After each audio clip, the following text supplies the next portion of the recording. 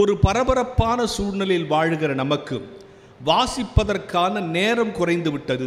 ஊடக உலகம் வந்த பிறகு நான் இப்போ உங்களை கேட்குறேன், உங்கள் வீட்டில் இருக்கிற விஞ்ஞான சாதனம்லாம் எதுக்கு மிக்சி வாங்கினீங்க? சீக்கிரம் சட்னி அரைக்கலாம், டைம் சேவிங். எதுக்கு கிரைண்டர் வாங்கினீங்க?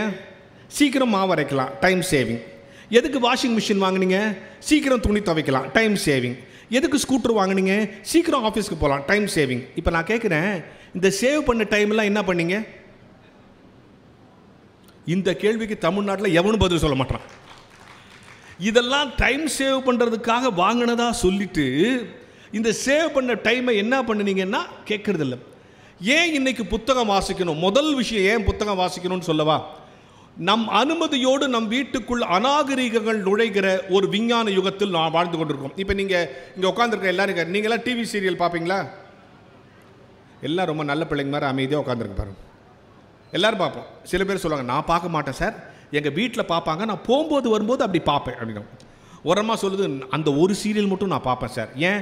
அவளுக்கு என்ன கெதியாவதுன்னு ஆகணும், அது வரைக்கும் நான் பார்ப்பேன். ஸோ எல்லாம் டிவி சீரியல் பார்ப்போம். மாற்றுக்கருத்தில் எல்லார் வீட்டுக்குள்ளும் டிவி வந்துருச்சு, நம்மளை அறியாமல் பார்க்க வேண்டிய சூழல் உருவாயிருச்சு. இப்போ நான் கேட்குறேன், நான் ஒரு 5 ஸ்டேட்மெண்ட் சொல்கிறேன், இல்லைனா ஒரு 5 டைலாக் சொல்கிறேன். நான் சொல்கிற 5 ஸ்டேட்மெண்ட்டும் 5 டைலாக்கும் நீங்கள் பார்க்குற சீரியலில் வரலன்னு நீங்கள் சொல்லிட்டீங்கன்னா உங்களுக்கு 1000 ரூபா ப்ரைஸு. சரியா? ரைட்? நான் ஒரு 5 டைலாக் சொல்கிறேன், இல்லைனா ஒரு 5 ஸ்டேட்மெண்ட் சொல்கிறேன். இந்த 5 ஸ்டேட்மெண்ட்டும் சார் நான் பார்க்குற சீரியல் இதை வரலன்னு நீங்கள் சொல்லிட்டீங்கன்னா உங்களுக்கு 1000 ரூபா ப்ரைஸு. சொல்லவா? நம்பர் 1, அந்த குடும்பத்தை நான் பிரிக்காமல் விட மாட்டேன். நம்பர் 2, அந்த கல்யாணத்தை நான் நிறுத்தாமல் விட மாட்டேன். மீறி கல்யாணம் நடந்துச்சுன்னு வச்சுங்க, அந்த ஃபர்ஸ்ட் நைட்டை நான் தடுத்தே தீருவேன். மீறி அதுவும் நடந்துச்சுன்னு வச்சுங்க, அந்த கருவை நான் கலைக்காமல் விட மாட்டேன். மீறி குழந்தை பிறந்துச்சுன்னு வச்சுங்க, அந்த குழந்தைய நான் கடத்தாமல் விட மாட்டேன். இது இல்லாமல் ஒரு சீரியல் சொல்லுங்கள். என்ன பொருள்? நம் அனுமதியோடு நம் வீட்டிற்குள் விஞ்ஞான அழுக்குகள் நுழைந்து விட்ட சமூகத்தில் மனதை சுத்தப்படுத்துகிற ஒரே கருவி புத்தகம்தான் என்பதை நீங்கள் புரிந்து கொள்ள வேண்டும். நீங்கள் நல்லா யோசித்து பாருங்க. ஆதி மனிதன் காடுகளில் வாழ்ந்தான், விலங்குகளை பச்சை பச்சையாக பிடித்து தின்று கொண்டு வாழ்ந்தான். அப்படி ஒரு மனிதன் ஒரு நாள் காட்டுக்குள் ஒரு மிருகத்தை துரத்தி கொண்டு ஓடுகிற பொழுது அந்த மனிதனிடமிருந்து தன்னை காப்பாற்றிக் கொள்வதாக ஒரு மிருகம் ஓடுகிறது. அப்படி ஓடுகிற போது மரங்களுக்கு இடையே புகுந்து ஓடுகிறது. அப்படி ஓடும்போது 2 மரம் உரசி 2 நெருப்பு வர ஆரம்பிச்சிருச்சு. அது வரைக்கும் நெருப்பையே பார்க்காத மனிதன் அப்படியே நிற்கிறான். நெருப்பு அணைந்த பிறகு வழக்கப்படி அந்த மிருகத்தை சாப்பிட தொடுகிறான். அது வரைக்கும் பச்சையாக இருந்த மனிதன் இப்போ சுடுது. சுட்ட உடனே நேச்சுரலாக நம்ம என்ன பண்ணுவோம்? வாயில் கை வைப்போம்ல, அது மாதிரி வாயில் கை வைக்கிறான். அது வரைக்கும் பச்சையாக இருந்த மிருகம் இப்பொழுது வெந்து இருக்கிறது. அப்போ தான் ஒரு முடிவுக்கு வருவான், இனிமேல் எல்லாத்தையும் வேக வச்சு சாப்பிடணும். அங்கிருந்து மிருகங்களை படித்து இவனே நெருப்பை உருவாக்கி பச்சையாக இருந்ததை வேக வச்சு சாப்பிட்டான். அதில் ஒரு அறிவாளி தோன்றினான், இப்படி பண்ணால் சாம்பலும் கலந்துருக்கு, நம்ம வீடு எரிஞ்சு போது தனியாக ஒரு இடத்துல போட்டு கொளுத்தலாம். தனியாக ஒரு இடத்துல கொளுத்து போய் கொஞ்சம் நாள் சாப்பிட்டு இருந்தான். அதில் ஒரு அறிவாளி தோன்றான், இப்படி பண்ணால் எல்லா சாம்பலும் இதில் கலந்துருது, 3 கல் மாதிரி வச்சு மேலே ஒரு தட்டை வச்சு மேலே இந்த மிருகத்தை வச்சு கீழே நெருப்பு கொடுக்கலான்னா. அப்படித்தான் இந்த உலகத்தில் அடுப்பு உருவாச்சு. அப்படி தொடங்கி இன்றைக்கி நம்ம மிக்சி, கிரைண்டர், அவன் வரைக்கும் வந்துட்டோம். இப்படி மெல்ல மெல்ல நாகரிகத்தில் வளர்ந்து கொண்டிருந்த மனிதன் தான் பெற்ற அனுபவங்களை, தனக்கு நேர்ந்த அனுபவங்களை, இன்னும் அடுத்த தலைமுறைக்கு கடத்த வேண்டிய அனுபவங்களை சேமித்து வைத்திருக்கிற ஒரே இடம் புத்தகம் என்பதால் தான் புத்தகத்தை வாசிக்க வேண்டும் சொல்றோம். புத்தகம் வாசிப்பதால் என்னன்னா, இன்னைக்கு ஆரிஜின்லேருந்து நம்ம விலகிட்டோம். வேணாம் சார், நம்ம ஊரில் கல்யாணம் மாதிரி நடக்குதா சார்? நீங்கள் பெரியவங்களுக்குலாம் தெரியும், அந்த காலத்திலலாம் கல்யாணத்துக்கு யாராவது நோட்டீஸ் வச்சா, எவன் நோட்டீஸ் வச்சானா அவன் மண்டபத்து வாசல் நிற்பான், நின்று வாங்க வாங்க வாங்கன்னு கூப்பிடும் இல்லை. இப்போ அதுக்கு ஒரு பொம்மை வச்சுருக்கான் சார், வந்தா வாங்க வெரைட்டி போங்க இல்லை. பன்னீர் தெளிக்கிறதுக்கு நம்ம ஆளுக்கு நேரம் இல்லை, அதுக்கு ஒரு மிஷின் கண்டுபிடிச்சான் தெரியுமா? இப்போ உஷ்ஷுன்னு பன்னீர் தெளிச்சுனே இருக்குது. எங்கள் ஊருக்காரன் ஒருத்தன் ஃபேன் நினச்சி அது முன்னால் போய் நின்று மொத்த பன்னீர் தெளிச்சு தொப்பக்கட்டே வந்து நிற்கிறான். என்ன மாப்பிளன்றேன், ஃபேன் நினச்சி போய் நின்னா எல்லா பன்னீர் ஏன் மேலே அடிச்சிச்சு. சோறு இப்போ கல்யாணத்தில் உட்கார வச்சு சோறு போடுறதில்லை, அது பேர் என்னது என்ன பஃபே? பிச்சை எடுக்கிறேன்னு சொல்லுங்க. தட்டை தூக்கி சோறு வாங்கினா நீ சும்மா ஸ்டைலாக பஃபேன்ற, தட்டை தூக்கி சோறு வாங்கினா அது என்ன சார்? சோறு அங்கே போடுறாங்க, போ குழம்பு இங்கே ஊற்றுறாங்க, எல்லாம் தட்டை தூக்கி சுற்றுறான். ராத்திரியில் எடுக்கிறதுனால ராப்பிச்சன் வேணால் வச்சுக்கலாம். உட்கார வச்சு சோறு போட்டாலும் அதில் இன்னொரு பிரச்சனை தெரியுமா? நம்ம உட்காந்துக்கும் போது பின்னால் 4 பேர் லைனில் நின்றுக்கிறான் சார். நின்னாலும் பரவாயில்ல, நின்றுட்டு இன்னொருத்தர் ஃபோன் பண்ணுறான், முடிச்சிட்டாரு முடிக்க போகிறார், வானா நம்ம எப்படி சாப்பிட்றது? உட்கார வச்சு இந்த கேட்ரிங்காரன் ஒரு அக்கப்பொருள் பண்ண பார்த்துங்க, ஒரு பேப்பர் அப்படியே உருட்டுவோம் பார்த்துருக்கீங்களா? அப்படி உருட்டு இப்படி கிழிப்போம், அது மேலே இலை போட்டு சாப்பிடுவோம். ஒரு கல்யாணத்துக்கு நெசம் போலவே போயிருக்கேன், அப்படியே பேப்பரை உருட்டி இலை போட்டு சாப்பிட்னேக்கிறோம். திடீர்னு 2 சின்ன குழந்தைங்க வந்து அந்த பேப்பரை அப்படியே இழுத்துச்சு, இலை அப்படியே போயிடுச்சு. திருப்பி இழு அப்படின்னு இழுத்து சாப்பிட்டோம். எனக்கு இன்னி வரைக்கும் டவுட்டு, போன இலை தான் திரும்பி வந்துச்சா இல்லை போனது ஒன்று வந்தது ஒன்றுன்னு தெரியாது, தின்னுட்டு வந்தாச்சு. ஒன்றும் அந்த ஒழுங்கின்படி நடைபெறாத இந்த சூழலில் புத்தக வாசிப்பு என்பது எப்படி எது புத்தகத்தை சார் இந்த சமூகம் கெட்டு இருக்குது, அதனால புத்தகம் வாசிக்கணும் சொல்லிட்டேன். இந்த புத்தக வாசிப்பதனால் என்ன பயன்? இப்போ என்னுடைய தலைப்பு வாழ்க்கையை வாசிப்போம். நான் சரியா இந்த உலகத்தில் நீ யோசித்து பாருங்க. நம்ம இந்த ஃபங்க்ஷனுக்கு நான் வரதுக்கு முன்னாடி பண்ண வீட்டில் கிளம்பும் போது அப்படி நின்று கண்ணாடி முன்னால் நின்று கரெக்டாக கிளம்பியிருக்கோமா அப்படின்னு பார்ப்பேன் இல்லையா? பெண்கள் கூட ரொம்ப கிளம்பிட்டு அப்படி இப்படி ரெடி பண்ணி பார்ப்பாங்களே, சரியாக கிளம்பியிருக்கிறோமா? நம்ம தாய்மார்கள் சமைச்சிட்டு அப்படி உள்ளங்கையில் ஊற்றி அப்படி நக்கி பார்ப்பாங்கல்ல, சரியாக சமைச்சிருக்கிறோமா? சில பேர் வீட்டை பூட்டை பிடிச்சி அப்படியே தொங்குவோம், ஏன் சரியா பூட்டி இருக்கோமா? எல்லாத்தையும் செஞ்சுட்டு சரியா செஞ்சிருக்கோமான்னு பார்க்குறோமே. என்றைக்காவது ஒரு நாள் நாம் சரியா வாழ்கிறோமான்னு உட்காந்து யோசித்து பார்த்துருக்கோமா? நம் வாழ்க்கையை சரி செய்து பார்த்து கொள்ள புத்தகங்கள் தான் சரியான தராசு முட்கள் என்பதை தயவு செய்து நீங்கள் மறந்து விடாதீர்கள். சரி சார், இப்படி புத்தகம் வாசிங்களே, இந்த புத்தகத்திலிருந்து நீங்கள் என்ன தெரிஞ்சுக்கிட்டீங்க? அன்றாடம் கற்றுக்கொள்ள வேண்டும். இப்போ கொஞ்சம் நிறைய வயசானவங்களா இருக்கீங்க. திருவிளையாடல் படம் எல்லாரும் பார்த்துருக்கீங்கல்ல? திருவிளையாடல் படம் ரொம்ப ஃபேமஸான படம். அந்த படத்தில் நமக்கு எல்லாருக்கும் இன்றைக்கும் அந்த படத்தோட டைரக்டர் அந்த படத்தை எடுக்கிறதுக்கு சிவாஜியை ஃபிக்ஸ் பண்ணிட்டார், நீங்கள் தான் ஹீரோன்னு. நாகேஷ் தருமையாக நடிக்கணும்ல, நாகேஷ்ட போகிறார், எப்பா நீ தான் இந்த ரோல் நடிக்கிற. நாகேஷ் சொல்கிறார், அண்ணே வேணாண்ணே, சிவாஜி கூடலாம் நின்னா நம்ம நிற்க முடியாதுண்ணா. இல்லைப்பா நீ தான் நடிக்கிறேன். இல்லை வேணாண்ணே சொன்னால் கேட்கு. இல்லை நீ தான் இந்த ரோல் நடிக்கிறேன்னு அவர் புக்ஸ் பண்ணிட்டார். அரை மனசோட நாகேஷ் ஒத்துக்கினார்.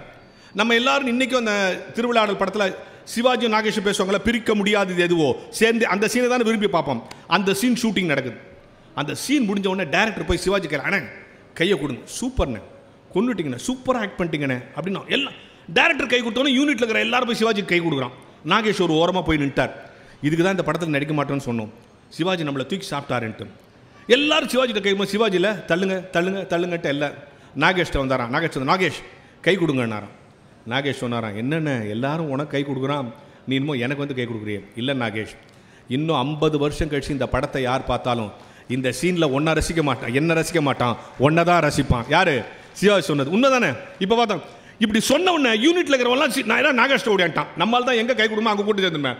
நேராக வந்து நாகேஷ்ட கை கொடுக்கும், அண்ணே சிவாஜி உன்னை பாராட்டிட்டாரு, எப்படிண்ணே சூப்பர்ண்ணே. அப்போ நாகேஷ்ட ஒருத்தன் கேட்டான், எப்படிண்ணே இந்த ரோல் நடிச்சிங்கன்னு. நாகேஷ் ஒரு அருமையான பதில் சொன்னார். இந்த அவைக்கு அந்த பதிலை நான் சொல்ல விரும்புகிறேன். என்ன தெரியுமா சொன்னார்? நான் இந்த படத்தில் தானா புலம்புற ஒரு கேரக்டர்னு டைரக்டர் என்கிட்ட சொல்லிட்டார். அப்படி சொன்ன உடனே நான் டெய்லி மயிலாப்பூர் கபாலீஸ்வரர் வாசலில் ரவுண்ட்ஸ் போவேன், வாக்கிங் போவேன். அங்கே ஒரு பைத்தியக்காரன் தானா பெனாத்தினே இருப்பான். டெய்லி அவனை பார்த்து அவன் என்ன பண்ணுறானோ அதை அப்படியே இந்த சீனில் பண்ணேன். அவன் தான் எனக்கு இன்ஸ்பிரேஷன். நாகேஷ் சொன்னார். என்ன பொருள்? கற்றுக்கொள்ள வேண்டும் என்ற ஆர்வம் இருந்தால் பைத்தியக்காரத்திலிருந்து கூட கற்றுக்கொள்ளலாம். கற்றுக்கொள்ளக்கூடாதுன்னு முடிவு எடுத்துட்டா நம்ம பக்கத்து வீட்டில் திருவள்ளுவர் இருந்தாலும் வேஸ்ட்.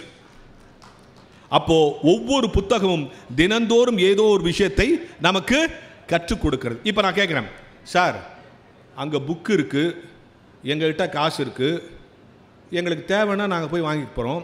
நடுவில் இருக்குது இந்த மாதிரி 2 பேர் டெய்லி 2 பேர் வந்து புத்தகம் வாசிங்கள் ஏன் சொல்லணும்? இப்போ உங்களுக்கு தெரியாதான் நாங்கள் சொல்லிட போகிறோம். எதுக்கு தெரியுமா? ஒரு புத்தகம் என்ன செய்கிறது என்பதை புத்தகம் வாசித்த அனுபவத்தில் உள்ளவர்கள் இந்த மேடைக்கு சொல்லுவது. நாங்கள் சின்ன வயசில் ஒரு வீட்டில் கொடுத்துன்னு இருந்தோம், ஒரு 12 கொடுத்தணும். 12 கொடுத்தனத்துலேயும் வெள்ளிக்கிழமையான பூஜை நடக்கும். இந்த பூஜை நடத்துறதுக்கு பித்தளை பாத்திரம் இருக்கும்ல, அந்த பித்தளை பாத்திரத்தை கழுவுறதுக்கு ஒரு பாட்டியம்மா வரும். வெள்ளிக்கிழமையான அந்த பாத்திரத்தெல்லாம் அப்படி கழுவி கொடுக்கும், பளபளன்னு ஆகிடும். அடுத்த வாரம் திருப்பி கருப்பாயிடும், திருப்பி புளியை வச்சு தேய்க்கும். ஒரு நாள் அந்த பாட்டிமாட்ட கேட்டேன், வாரம் வர புளியை வச்சு தேய்க்கிற, பாத்திரம்லாம் பளபளப்பாயிடுது, அடுத்த வாரம் திருப்பி கருப்பாயிடுது, இந்த பளபளப்பு புளியில் இருக்குதா பாத்திரத்தில் இருக்குதான்னு. அதுக்கு அந்த பாட்டிமா சொல்லிச்சு, இந்த மாதிரி கேள்விலாம் ஏன்டா என்கிட்ட கேட்குற, நானே விதியேன்னு வேலைக்கு நிற்கிறேன், எனக்கு தெரியாதுடான்னுச்சு. நான் சொன்னேன், இல்லை பாட்டி, பளபளப்பு புளியிலேருந்து தான் வருதுன்னா இந்த புளியை எங்கே வச்சு தேய்ச்சாலும் அந்த இடம் பளபளப்பாகணும். இந்த உட்டில் தேய்ச்சாலும் உட்டு பளபளப்பாகணும், இந்த பிளாஸ்டிக்கில் தேய்ச்சாலும் பிளாஸ்டிக் பளபளப்பாகணும், அந்த இரும்பில் தேய்ச்சாலும் இரும்பு பளபளப்பாகணும். ஆனால் பித்தளை பாத்திரத்தில் தேய்ச்சா மட்டும்தான் பளபளப்பு வருதுன்னா பளபளப்பு பித்தளை பாத்திரத்துக்குள்ளேயே இருக்குது, வெளியே கொண்டு வர வேலையை தான் புளி செய்யுது. அது மாதிரி எல்லா பளபளப்பும் கிட்ட இருக்குது. நாங்கள் மாதிரி ஆளுங்க வந்து புளியை வச்சு தேய்க்கிறோம். இப்போ நான் ஒரு 3/4 மணி நேரம் தேய்ப்பேன், அடுத்தது அவர் ஒரு 3/4 மணி நேரம் தேய்ப்பேன். நீங்கள் நேற்று யாராவது வந்து தேய்ச்சிருப்பாங்க, தேய்ச்சாங்களா? டெய்லி ஒவ்வொருத்தர் தேய்ச்சாங்க. இன்னைக்கு நான் ஒரு 3/4 மணி நேரம் தேய்ச்சிட்டு எனக்கு முடிச்சோன்னா அண்ணன் வந்து ஒரு 3/4 மணி நேரம் தேய்ப்பார். பளபளப்பு ஆகி அந்த பளபளப்பை பாதுகாத்துக் கொள்வதற்கு தான் இந்த புத்தகம் என்பதை தயவு செய்து மறந்து விடாது. இன்னைக்கு இந்த சமுதாயத்தில் சார் நான் தொலைக்காட்சி தொடர்கள், விஞ்ஞான யுகங்கள் எல்லாம் மாறி மாறி மேலே மேலே வந்துட்டு இருக்க நேரத்தில் நாம் மேலே மேலே வர வேண்டிய கட்டாயம் இருக்குது. இந்த சமுதாயத்தில் மிகப்பெரிய இடத்திற்கு நாம் வர வேண்டும் என்று சொன்னால் கல்வி அறிவு என்பதை தாண்டி அன்றாடம் வாசிக்கிற பழக்கம் உள்ளவன் சமூகத்தில் நிரந்தரம் நடக்கிற விஷயங்களை உள்வாங்கி கொள்ளுகிறான். சார் நான் தொடர்ந்து படித்தா பெரிய ஆள் ஆகணுமா? நம்ம திடீர்னு நம்ம படிக்க ஆரம்பிச்சோன்னா நம்ம பக்கத்தில் நம்ம கிண்டல் பண்ணுவோம். இந்த சொசைட்டியில் நம்ம எது செஞ்சாலும் என்ன பண்ணுவான்னா கிண்டல் பண்ணுறதுக்கு ஒரு ஆள் இருப்பான். ஒன்றும் இல்லை சார், ஒரு தடவை நான் திருச்சிக்கு போகணும், அவசரமாக போகணும், ட்ரெயினில் டிக்கெட் கிடைக்கல, பஸ்ஸில் ஏறலான்னு கோயம்பேடு போயிட்டேன். பெரியவங்களாக இருந்தாலும் சின்னவங்களாக இருந்தாலும் பஸ்ஸில் ஏறினோடனே என்ன பண்ணுவோம்? என்ன ஆசைப்படுவோம்? ஜன்னல். கரெக்ட். கடவுளே ஜன்னல் ஒரு சீட் கிடைக்கணும், ஜன்னல் ஒரு சீட் கிடச்சிச்சு. டப்புன்னு உட்காந்துட்டேன். உட்காந்த பிறகு கவலை, என்ன மாதிரியே எவனா குண்டா பக்கத்தில் வந்துட்டா, கடவுளே எவனா ஒல்லியாக வரணும்னா ஒருத்தன் ஒல்லியாக போனான். நானே கூப்பிட்டேன், வாங்க பிரதர் வாங்க இங்கே உட்காருங்க. உட்காந்த பிறகு தான் அவன் ஃபுல் தண்ணி. என்னடா அது நம்மளா வம்ப கொடுத்து வராங்க. அவனை எழுந்து போக சொல்ல முடியும், ஏன்னா அவன் தண்ணி அடிச்சுக்கிறான். சரி அவனை நைஸாக ஜன்னலோரம் விட்டலான்னு, நீங்கள் வேணா ஜன்னலோரம் வந்துடுறீங்களான்னா காற்று போட்டால் எனக்கு ஆவாது பிரதர்ன்ட்டான். சரி நம்ம ஏஞ்சி எங்கேயா போகலான்னு மெதுவாக ஏஞ்சா டோன்ட் வரி பிரதர் சிடோனுங்கிறான். இப்போ என்னையும் போக விட மாட்டான். அவனை ஏஞ்சி போகணுன்னு சொல்ல முடியாது, குடிச்சிக்கிறான். ஜன்னல் ஓரம் வரமாட்டான். என்னடா இது இந்த மாதிரி வம்பாயிடுச்சேன்னு கொஞ்ச நேரம் பொறுத்து உண்ணா வாந்தி எடுக்க போகிறான் போலதுன்னு இப்படி ஒதுங்கினேன். வாந்தி எடுக்கலை. திருப்பி உண்ணா ஒதுங்கினேன். இப்படியே தாம்பரம் வரைக்கும் அவன் ஒன்றா ஒதுங்குவான், வாந்தி எடுப்பான், வாந்தி எடுக்க மாட்டான். தாம்பரம் தாண்டி எனக்கு கோவம் வந்துடுச்சு. என்ன வாந்தி எடுக்க போறியா, என் தலைமையில் எடுன்ட்டேன் கோவத்தில். இப்படி சொன்னோடனே பின் சீட்லேருந்து 2 பேர் சொல்கிறான், முன்னால் 2 பேர் குடிச்சிட்டு நான் கலட்டா பண்ணுறான் பற்றியா. அதுக்குள்ளே இவன் சொல்கிறான், இவனாவது கொஞ்சம் குடிச்சிருப்பான், தலைமையில் எடுன்னு சொல்கிறான் பற்றியா, அவன் நிறைய குடிச்சிக்கிறான் போலகுதுன்னா. நான் ஒரு பள்ளிக்கூடத்தோட ஹெட்மாஸ்டர், எங்கே கோபப்படணும்னு எனக்கே தெரியல பார்த்தீங்களா. அவன் குடித்திருக்கிறான். என்ன செய்தாலும் அது நியாயமாகிவிடும். வாழ்வின் பக்குவங்களை, எப்படி வாழ வேண்டும் என்கிற அனுபவங்களை, வாழ்வின் எல்லா சந்தர்ப்பங்களையும், உறவுகளையும், பிரச்சனைகளையும் எப்படி சமாளிப்பது என்பதை இன்றைக்கு கேள்வி கேட்கும். இப்போ யோசிக்கணும். என்ன ஒரு புத்தக கண்காட்சியில் நான் பேசிட்டு இறங்கணும்னு ஒரு பையன் என்ன கேட்டான், சார் எல்லாம் புக்கு படிக்கணுன்றீங்க, சில புக்குலலாம் நம்ப முடியாதெல்லாம் போட்டுக்குது, கற்பனை இல்லாத. நாங்கள் ஸ்கூலில் வாத்தியாராக இருக்கோம், சிஓ உட்காந்துருக்காரு, அவருக்கு தெரியும். கம்பராமாயணம் நாங்கள் நடத்தி முடிச்சுட்டு வருவோம். ராமன் தன் சகோதரோட காட்டில் போய்கொண்டே இருந்தான். திடீர்னு ஒருத்தர் மயக்கச்சு வந்தான், அனுமரை அனுப்பி சஞ்சீவ மூலிகை எடுத்துகிட்டு வந்தான். அவர் எந்த மூலிகை தெரியல, மலையை அலக்கா பேத்து எடுத்துகிட்டு வந்தார். இது சிலபஸில் இருக்குது. இதை நான் நடத்தினா பையன் என்ன கேட்பான், சார் ஏதாவது நம்புகிற மாதிரி இருக்குதா சார், எங்கள் ஸ்கூல் பேக்கே எங்களால் தூக்க முடியல, அனுமர் மலையே பேத்து எடுத்துன்னு வந்தார் சொல்கிறீ, இது நியாயமாகுதா சார்? கேட்பானா கேட்க மாட்டானா? அப்புறம் ஏன் அதை சிலபஸில் வச்சுக்கிறாங்க? இது நம்ப முடியாது தானே, இது கற்பனைக்கு அப்பாற்பட்டது தானே, நடந்திருக்க வாய்ப்பு ரொம்ப கம்மி தானே. ஆனால் இதை சிலபஸில் வச்சுருக்கேன். இது தமிழாசிரியர் நான் பாடம் நடத்துகிறேன். பையன் கேட்பான், எப்படி சார் இது, எங்கள் ஸ்கூல் பேக்கே எங்களால் தூக்க முடியல, மலையே அலக்கா கோனைஸ் மாதிரி தூக்கி எடுத்து வந்தாருங்களே எப்படி? அங்கே தான் ஒரு தமிழாசிரியருடைய சாமர்த்தியம் இருக்குது. அங்கே தான் புத்தகம் கொடுக்குற புத்தி இருக்குது. வேறு அனுமர் போய் நிற்கிறார், மலை பெருசாகுது, எது சஞ்சீவி மூலிகைன்னு தெரில. இப்போ என்ன பிரச்சனை? மலை பெருசாகுது. என்ன பிரச்சனை? மலை பெருசாக இருக்குது. இப்போ விஸ்வரூபம் எடுத்து இவர் பெருசாகிட்டார். இப்போ எது சின்னதாயிடுச்சு? பிரச்சனை சின்னதாயிடுச்சு. அப்போ உன்னை விட உனக்கு வருகிற பிரச்சனை சின்னது என்று நீ நினைக்க வேண்டும் என்பதுதான் கம்பன் அங்கே உனக்கு சொல்லி தருகிற டீச்சிங்கை தவிர மலையை தூக்கினானா தூக்கலை அதை பற்றி கவலைப்படாத என்று சொல்லுகிறோமே. இப்படி ஒவ்வொரு விஷயத்தையும் மாணவன் மனதில் ஆழமாக பதிய வைக்கிற ஆற்றலை, ஆழமாக கொண்டு சேர்க்கிற ஆற்றலை ஒரு புத்தகம்தான் கொடுக்கிறது என்பதற்காக. இன்னைக்கு நம்ம நாட்டில் சார் ஒரு புத்திசாலித்தனம் வந்துருச்சு, எல்லாத்தையும் லீகலைஸ் பண்ணிடுறான் இல்லையா. இப்போ நம்ம நாட்டு அரசியல் எப்படி இருக்குது? இப்போ நான் ஒரு தப்பு பண்ணுறேன்னு வச்சுங்க, அதுலேருந்து தப்பிக்கணுன்னா என்ன பண்ணணும்? ஒரு கட்சிக்காரன் தெரிஞ்சால் போதும், தப்பிச்சிடலாம் இல்லையா. கொஞ்சம் பெரிய தப்பாக பண்ணுறேன்னு வச்சுங்க, அந்த கட்சியிலேயே நான் சேர்ந்துடணும். ரொம்ப பெரிய தப்பாக பண்ணுறேன்னு வச்சுங்க, நானே ஒரு கட்சியை ஆரம்பிச்சிடணும். அவ்வளோதானே. இன்றைக்கி ஒரே ஒருத்தர் மட்டும் உணர்ந்து கைத்தட்டுறாங்க. இப்போ யோசித்து பாருங்கள், ஒரு லஞ்சம் வாங்கிறது தப்பு, ஆனால் அதை லீகலைஸ் பண்ணிட்டானா இல்லையா. ஒரு காலத்தில் லஞ்சம்னு சொன்னாங்க, இப்போ லஞ்சம் கிடையாது, அதுக்கு பேர் அதுக்கப்புறம் என்ன சொன்னால், லஞ்சத்துக்கு மாமூல்னு பேர் சொன்னான், ஏன்னா மாமூலாக கொடுக்கறதுனால. அப்புறம் ரொம்ப ஸ்டைலாக சம்திங்னு சொன்னான். இப்போ லஞ்சத்துக்கு ஒரு பேர் வச்சுக்கிறான் சார். நம்ம ஆளுக்கு எங்கேருந்து தான் இவ்வளோ மூலம் வச்சு தெரியும். லஞ்சத்துக்கு இப்போ என்ன தெரியுமா பேர்? லஞ்சம் கிடையாது, மாமூல் கிடையாது, சம்திங் கிடையாது. லஞ்சத்துக்கு இப்போ என்ன தெரியுமா பேர்? ஃபார்மாலிட்டிஸ் பண்ணிடுறோம் சார். லஞ்சத்துக்கு இப்போ என்ன பேர்? ஃபார்மாலிட்டிஸ். லஞ்சத்துக்கே ஃபார்மாலிட்டினா என்ன சார்? நம்ம குடும்பங்களில் நல்லது கெட்டது நடந்தால் சார் எங்கள் ஃபேமிலியில் நிறைய ஃபார்மாலிட்டிஸ்லாம் இது சொல்லுவோம்ல. தமிழில் என்ன சொல்லணும்? செய்முறை. லஞ்சம் வாங்குறது முறை தவறி செய்கிறது. முறை தவறி செய்கிற விஷயத்துக்கே செய்முறைன்னு பேர் வைக்கிறான் பாருங்க. நம்ம எவ்வளோ பெரிய புட்சாலித்தன்மாயிட்டம் இருக்க. இந்த யோசித்து பாருங்கள். இப்படி ஒவ்வொரு விஷயத்திற்குள்ளே நுழைந்து பார்க்கிற பொழுதும் நமக்குள் இந்த சமுதாயத்தில் ஏற்படுகிற மிகப்பெரிய மாற்றம். இப்போ சொல்லலாம் சார் படிக்கிறதுனால என்ன தெரிஞ்சுக்கிறோம்? நீ காமராஜரை படித்து பார், திருவள்ளுவரை பார்த்தால். அறிவார்ந்த இந்த அவைக்கு ஒன்று சொல்கிறேன். அறிவார்ந்த அவை என்ன? இப்போ பாரதி கிருஷ்ணகுமாரனை என்னை பார்த்து, அருள் பிரகாஷ் உனக்கு சொந்தமாக வீடு இருக்கான்னு கேட்டால் இருந்தால் இருக்குன்னு, இல்லைன்னா இல்லைன்னு. அவர் என்னை பார்த்து உனக்கு கார் இருக்குதான்னு கேட்டால் இருந்தால் இருக்குன்னு, இல்லைன்னா இல்லைன்னு. அவர் என்னை பார்த்து, அருள் பிரகாஷ் உனக்கு அறிவு இருக்கா? ஏன் சிரிக்கிறீங்க? இதை கேட்டு தான் தெரிஞ்சுக்கணுமா, உன்னை பார்த்தாலே தெரியலையான்றீங்களா? நமக்கு அறிவு இருக்கான்னு யாராவது கேட்டால், மற்ற கேள்வியெல்லாம் கேட்டால் இயல்பாக எடுத்துக்கிறோம். யாராவது நம்மளை பார்த்து அறிவு இருக்கான்னு கேட்டால் நம்ம கோவம் வருதா இல்லையா? ஏன் சொல்லுங்கள்? நம்மளை யாராவது பார்த்து அறிவு இருக்கான்னு கேட்டால் நம்ம கோவம் வரதுக்கு 3 காரணம். நம்பர் 1, இவ்வளோ நாள் நம்ம இருக்குன்னு நினச்சிருக்கோம், இவர் இருக்கான்னு டவுட்டாக கேட்குறாரு. முதல் காரணம். 2வது காரணம் என்ன தெரியுமா? நமக்கு இல்லைங்கிறத கண்டுபிடிச்சிட்டாரு. 3வது காரணம் தான் மிக முக்கியமான காரணம். ஆவணங்களால் நிரூபிக்க முடியாத கேள்வி கேட்கும் போதெல்லாம் நம்ம கோவப்படுவோம். இப்போ என் வயசு என்ன? பெர்த் சர்டிஃபிகேட்டை காட்டி நிரூபிச்சிடலாம். எங்கள் வீடு எங்கே இருக்குது? அட்ரஸ் ப்ரூஃபை காட்டி நிரூபிச்சிடலாம். நான் என்ன படிச்சிருக்கேன்? என் டிகிரி சர்டிஃபிகேட்டை காட்டி நிரூபிச்சிடலாம். எனக்கு அறிவு இருக்குன்னு ஏதாவது சர்டிஃபிகேட் கொடுக்க முடியுமா? எந்த டாக்டருக்கு போய் டாக்டர் எனக்கு அறிவு இருக்குன்னு சர்டிஃபிகேட் கொடுங்கன்னா கொடுப்பானா? கொடுத்தானா அந்த டாக்டருக்கு அறிவு இல்லைன்னு அர்த்தம். அப்போ அறிவு இருக்குங்கிறதுக்கு என்ன சர்டிஃபிகேட்? வள்ளுவன் சொல்கிறான், அடுத்தவன் துன்பத்தை தன் துன்பமாக எவன் கருதுகிறானோ அவனுக்கெல்லாம் அறிவு இருக்கிறது என்று சொல்கிறான். அப்போ யோசித்து பாருங்க, இன்றைக்கு தளபதி முதல்வர் அவர்களும் இந்த மாவட்ட நிர்வாகமும் இந்த சமுதாயத்து மக்களுக்கு எப்படியாவது வாசிப்பு பழக்கத்தை கொடுக்க வேண்டும், வாசிப்பதால் இருக்கக்கூடிய மேன்மையை உணர்த்த வேண்டும்.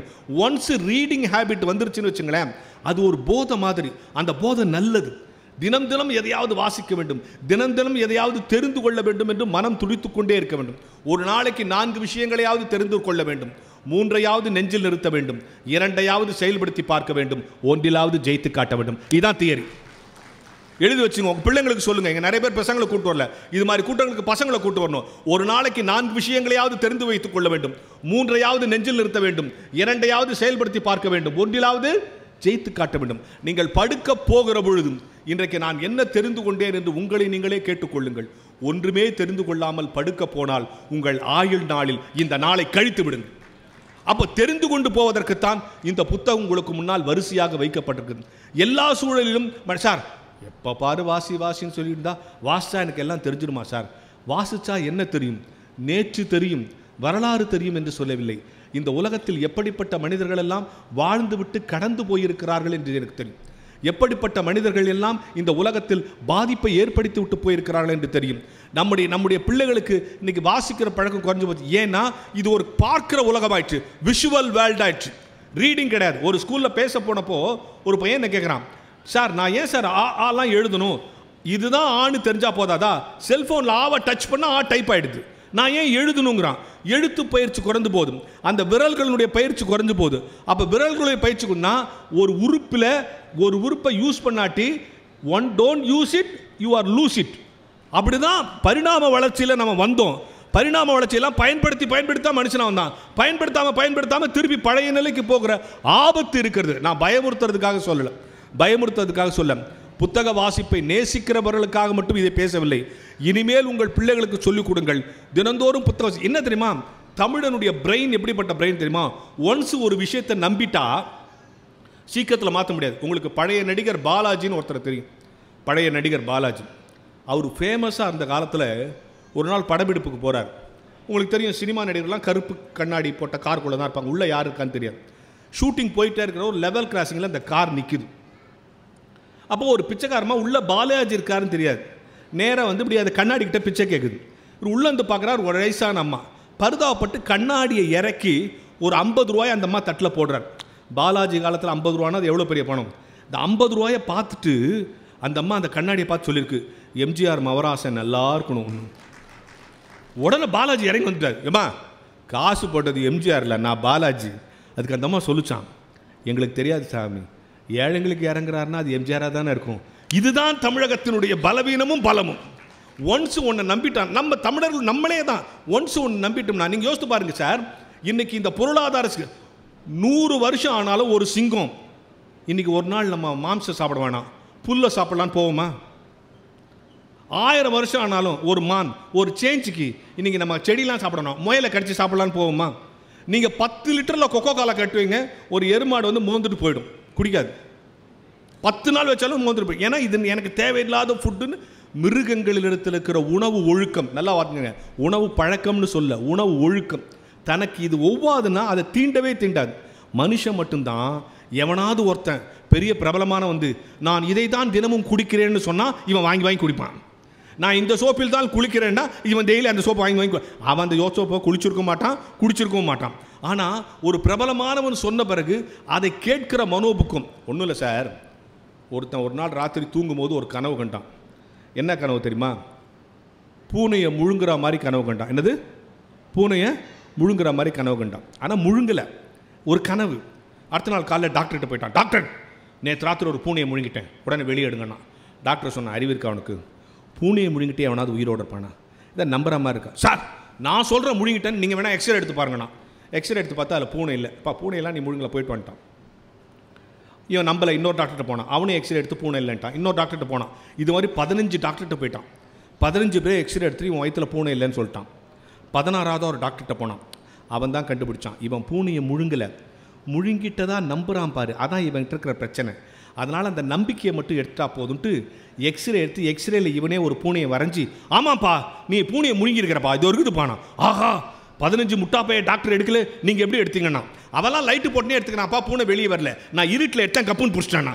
அருமையான டாக்டர், அருமையான டாக்டர், கண்டுபிடிச்ச நீங்கள் தான் வெளியே எடுக்கணும். ஒன்றும் கவலைப்படாத, நாளைக்கு வா ஆப்ரேஷன் பண்ணி எடுத்துலாம். அவனை அனுப்பிச்சிட்டு கம்பவுண்டரை கூப்பிட்டு சொன்னான், இதோ போகிறான் பாரு, அவன் பூனையை முழுங்கலை, முழுங்கிட்ட தான் நம்புகிறான் பாரு, அதான் அவன்கிட்ட பிரச்சனை. அதனால் நாளைக்கு நீ ஒரு பூனைக்கிட்டே ரெடி பண்ணிக்கோ, வந்தவொடனே சும்மாட்டும் ஆப்ரேஷத்தில் படுக்க வச்சு டப் டுப்புன்னு பண்ணி பூனையை வெளியே எடுத்தாச்சுன்னு சொல்லிடலாம். அவனும் ஒரு வெள்ளை பூனை குட்டி ரெடி பண்ணினான். அடுத்த நாள் வந்தவொடனே அவனை படுக்க வச்சு டப் டுப்புன்னு தட்டி, இந்தாப்பா உன் வயிற்றுல வந்து பூனை எடுத்தாச்சு போனான். ஆஹா அருமையான டாக்டர், 3 மாதத்துக்கு முன்னாலே உங்ககிட்ட வராத போயிட்டேன். அதனால் இல்லைப்பா இப்போ தான் வந்தால் பூனை எடுத்தாச்சுலாம். நான் அதுக்கு சொல்ல சார், நான் முழுங்கினது கருப்பு பூனை, நீங்கள் எடுத்துருக்கிறது வெள்ளை பூனை, அது உள்ளே போய் குட்டி போட்டுச்சு, மற்ற பூனையும் வெளியே எடுங்கட்டான். ஒன்ஸ் ஒரு விஷயத்தை நம்ம நம்பிட்டோம்னா அந்த நம்பிக்கையிலேருந்து லேசில் நம்ம வெளியே வரமாட்டோம். நல்லா யோசித்து பாருங்கள். இந்த தொலைக்காட்சிகள், இந்த செல்ஃபோன்கள் உங்கள் மூளையை மழுங்கடிக்க செய்து கொண்டிருக்கின்றன. சார் ஒரு அட்வர்டைஸ்மெண்ட் காட்டுறான் சார், ஒரு பையன் போய் ஒரு பொண்ணுக்கிட்ட என் கூட காப்பு சாப்பிட வரியான்றான். ஒன்று அந்த பொண்ணு சொல்லி, இல்லை நீ பல்லு சரியாக வளர்க்க மாட்டேன், நான் அவன் கூட வரமாட்டேன். ஒன்று அடுத்த நாள் அவன் என்ன பண்ணுறான், ஏதோ ஒரு ப்ரெஷ் எடுத்து பல்லு வளர்க்குறான், அடுத்த நாள் அவனோட காப்பு சாப்பிட போகுது. இப்படி ஒரு அட்வர்டைஸ்மெண்ட் காட்டுறான்ல, அவன் என்ன நினச்சி அட்வர்டைஸ்மெண்ட் போடுறான்னா, இப்படி போட்டால் நிறைய பேர் இந்த பேஸ்ட்டை வாங்குவாங்க நினச்சி அவன் போடுறான். நம்மால் என்ன நினச்சி அந்த பேஸ்ட்டை வாங்குறானோ, ஓ இந்த பேஸ்ட்டில் பல்லு வாங்கினா நிறைய பேர் நம்மளோட காப்பு சாப்பிட வருவாங்க பொழுது நினச்சி அவன் வாங்குறான். இது கூட பரவாயில்ல சார், இன்னொரு அட்வர்டைஸ்மெண்ட் வர்றான் பாருங்கள். எங்கள் வீட்டு டிவியாக இல்லைன்னா கல் எடுத்து குடிச்சிருப்பேன். நம்ம வீட்டில் இருந்து ஒரு பொண்ணு ராத்திரி வீட்டை விட்டு போட்டால் அது எவ்வளோ பெரிய அசிங்கமாக நம்ம நினைப்போம். ஒரு நாள் ராத்திரி ஒரு பொண்ணு வீட்டை விட்டு வெளியே வர, அவங்க அப்பார்ட்மெண்ட்டுக்கு கீழே இறங்குறா. கீழே அவங்க லவர் காரை வச்சு நிற்கிறான். காருக்குள்ளே ஏறா, இவங்க அப்பா அதுக்குள்ளே ஏறி உள்ளே உட்காந்துன்னு இவளுக்கு முன்னால் உள்ளே இருக்கணும். ஓடுறதான் ஓடுற, இந்த ஸ்வீட் சாப்பிட்டா அப்புறம் ஓடுன்றான். அவெல்லாம் ஒரு அப்பனா சார்? இந்த 12 மணிக்கு ராத்திரி எங்கடி போனேன் நான் என் காலை வெட்டாமல் ஓடுறதான் ஓடுற, எங்கே ஸ்வீட் சாப்பிட்டு ஓடுன்றான். அப்போ என்ன சொல்ல வரான்?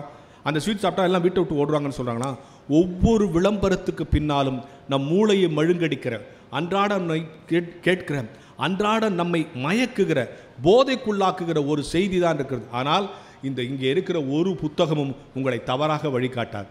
இங்கே இருக்கிற ஒவ்வொரு புத்தகமும் உங்களை ஏமாற்றாது. இங்கே இருக்கிற ஒவ்வொரு புத்தகமும் உங்களை பணயம் வைத்து தன்னுடைய லாபம் பார்க்காது. இதுதான் கன்சியூமர் எக்கானமின்னு சொல்கிறான்ல. நீங்கள் நல்லா யோசித்து பாருங்கள். ஐடி ஃபீல்டில் வேலை செய்கிறவங்களுக்கு நல்ல செல்ஃபோன் வச்சுக்கிறது ஒரு ஸ்டேட்டஸ். ஐடி ஃபீல்டில் 50,000 செல்ஃபோன், ஒரு கம்பெனி என்ன பண்ணுவான், 50,000 செல்ஃபோனை ரிலீஸ் பண்ணுவான் ஃபஸ்ட்டு.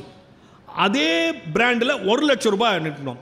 நம்ம நடுத்தர மக்கள் என்ன பண்ணுவோம், இந்த 50,000 ஃபோனை வாங்குவான். ஆனால் 1 லட்சம், ஐயோ 1 லட்சமா, அதெல்லாம் முடியாது, இது 50,000 போதுன்னு நினைப்பான். டக்குன்னு இந்த கம்பெனி என்ன பண்ணுவான், இது 2க்கு நடுவில் 75,000 கொண்டு இன்க்ரீஸ் பண்ணுவான். நம்ம புத்தி என்ன பண்ணுவோம், 50,000 கூட 75,000 போட்டால் 75,000 அதை வாங்கிடலான்னு அதுக்கு போகும். நடுத்தர மக்கள் எப்போவுமே தன்னை பெரிய ஆளாக காமிச்சுக்கணும் நினைக்கிற எண்ணத்தில் இருக்கிற காரணத்தினால். இவை எல்லாத்த விடுங்க, சமூக உறவுகளை, குடும்ப உறவுகளை மேம்படுத்துகிற விஷயத்திற்கும் புத்தகங்கள் உதவி கொண்டே இருக்கிறது என்பதை நீங்கள் புரிஞ்சிடக்கூடாது. ஒவ்வொரு புத்தகத்துக்கு பின்னாலையும் ஏதோ ஒரு செய்தி ஒளிந்திருக்கிறது. அந்த செய்தியை உள்வாங்கிக் கொள்ளுகிற இடத்திற்கு நாம் வர வேண்டும். நீங்கள் சொல்கிறாங்கல்ல, காமராஜர் நல்ல ஆட்சி தந்தார், ரொம்ப சந்தோஷம். இப்போ எல்லாருமே நம்ம மக்கள்லாம் என்ன சொல்கிறாங்க, காமராஜர் ஆட்சி நல்ல ஆட்சி. காமராஜர் ஏன் நல்ல ஆட்சி தந்தார்?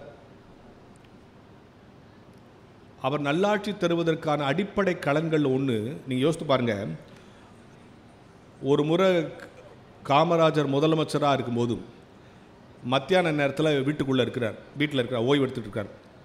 திடீர்னு கதவு கிட்ட ஏதோ சத்தம் கேட்குது. எழுச்சி வந்து பார்த்தா ஒரு வயசான அம்மா, அழுக்கு ட்ரெஸ்லாம் போட்டிருக்கு, ஒரு ரிக்ஷாக்காரருடைய துணைவி மாதிரி தெரிகிறது.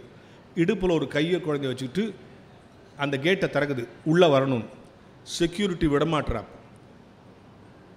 முதலமைச்சர் வந்து என்னான்னு கேட்குறார். உங்களை பார்க்கணுன்னு சொல்லுது, உள்ளே அனுப்பு. என்ன செய்தி? ஐயா, என் தங்கச்சி பொண்ணுக்கு காலேஜில் இடம் கிடச்சிச்சியா, அங்கே போய் கேட்டால் ஃபீஸ் 16 ரூபான்னு சொல்கிறாங்க ஐயா. என்கிட்ட அவ்வளோ பணம் இல்லையா, உங்கள்கிட்ட வாங்கிட்டு போகலான்னு வந்தேன். யார்கிட்ட? முதலமைச்சர்கிட்ட. உடனே பக்கத்தில் இருக்கிற ஐஏஎஸ் ஆஃபீஸர் சொல்கிறார், நம்பாதீங்க, படிக்கிறதுக்குன்னு கேட்டால் நீங்கள் கொடுத்துருவீங்கன்னு சொல்லி பொய் சொல்லுது. இதை பார்த்தா ரிக்ஷாக்கார மனைவி மாதிரி இருக்குது. இவன் தங்கச்சி பொண்ணுக்கெல்லாம் காலேஜில் இடம் கிடச்சிருக்க வாய்ப்பே இல்லை, கொடுக்காதீங்கிறார். யார்? IAS officer. காமராஜர், எனக்கு தெரியும் நீ கொடுன்னு 16 ரூபா கொடுத்தாச்சு, போயிடுச்சு.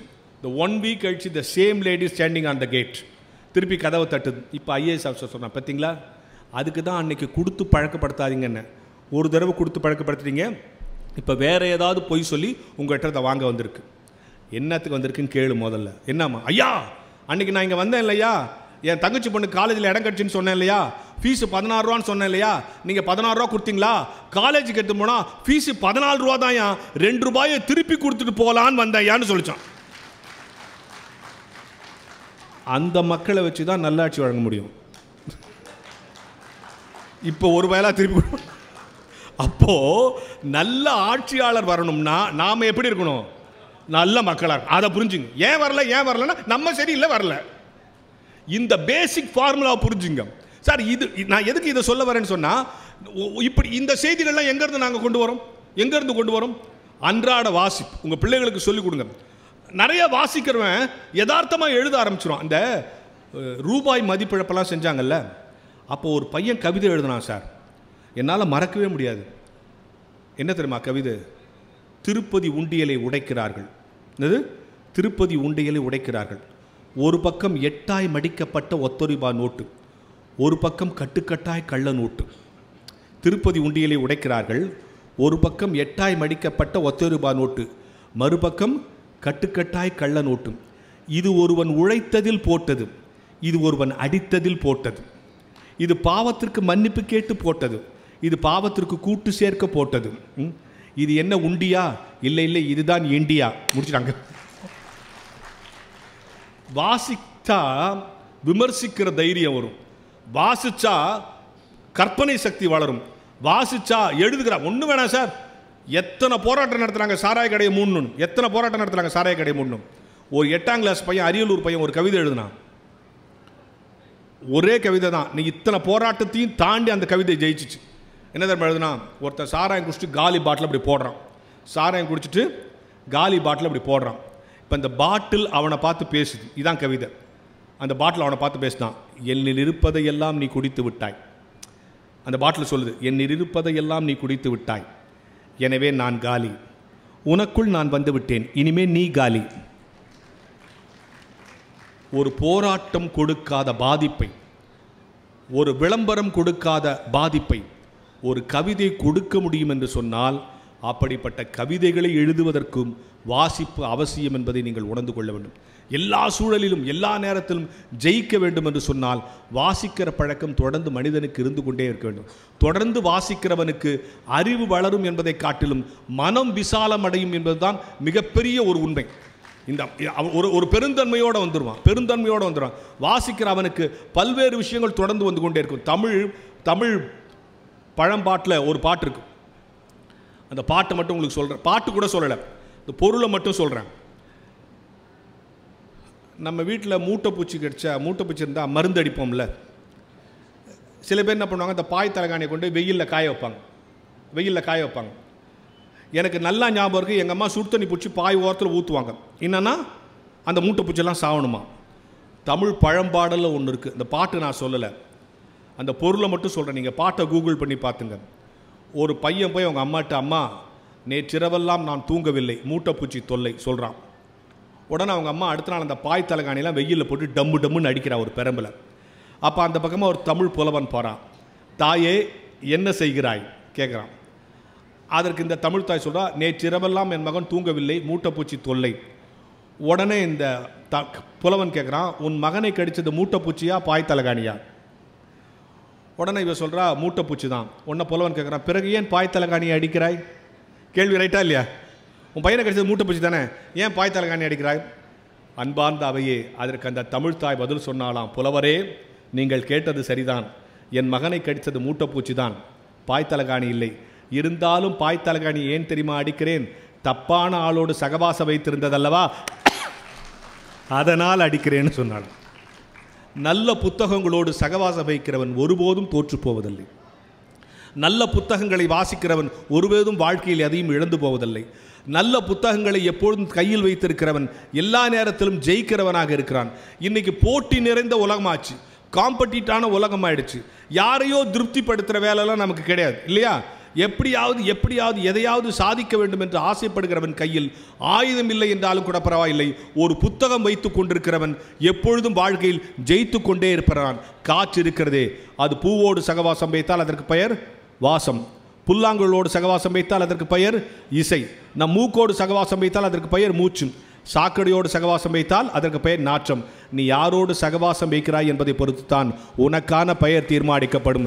நல்ல புத்தகங்களோடு சகவாசம் வையுங்கள், நலம் பெறுவீர்கள். நன்றி, வணக்கம். ஒரு காலகட்டத்தில் சீனாவில் ஒரு மங்கோலிய மன்னன் அரசனாக பதவியேற்றான்.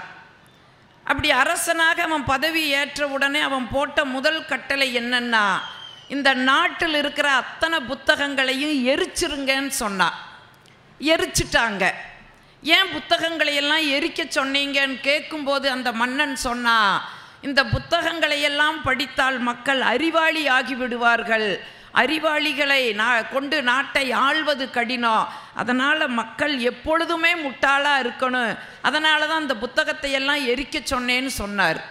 உடனே எல்லாரும் கேட்டாங்க, புத்தகங்களை வேணால் நீங்கள் எரிச்சிடலாம், படைப்பாளிகள் இருக்கிறாங்களே அவங்கள நீங்கள் என்ன செய்வீங்கன்னு கேட்கும்போது அதற்கு அந்த மங்கோலிய மன்னன் என்ன செஞ்சான்னா, அத்தனை படைப்பாளிகளையும் கொன்று அவர்களுடைய எலும்புகளை எல்லாம் வரிசையாக அடுக்கி சீன பெருஞ்சுவரை கட்டினான் என்று வரலாறு சொல்லுகிறது என்று சொன்னால், அந்த மன்னன் மக்கள் அறிவாளியாக கூடாதுன்னு நினச்சா.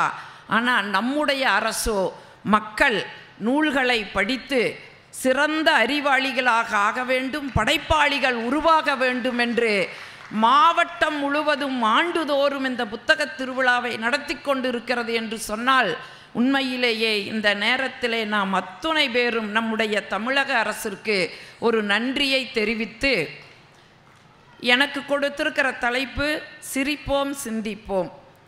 அதுக்கு முன்னே என்னுடைய கொங்கு தமிழை கேட்கின்ற சென்னை தமிழுக்கு என்னுடைய இன்னொரு பாராட்டு.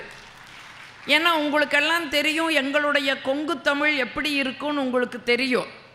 எங்களுடைய காய்கறி மார்க்கெட்டில் போய் நாங்கள் அக்கா எப்படி கீரை அப்படின்னு கேட்டால் எங்கள் அக்கா சொல்லுவாங்க, கட்டு 10 ரூபா கன்று 15 ரூபா கன்றுன்னு சொல்லுவாங்க.